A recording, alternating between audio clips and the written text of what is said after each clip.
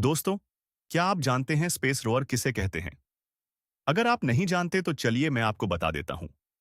NASA के आर्केडीज satellite द्वारा अंतरिक्ष में एक अज्ञात रेडियो सिग्नल सुना गया, जो सामान्य से बहुत अधिक तेज था। इसके स्रोत का आज तक पता नहीं चल पाया है और कोई भी ज्ञात खगोलीय घटना इसे समझाने में सक्षम नहीं है। एवरग्रीन फैक्ट्स देखने के लिए धन्यवाद। अधिक रोचक और रहस्यमय तथ्यों के लिए सब्सक्राइब करना न भूलें।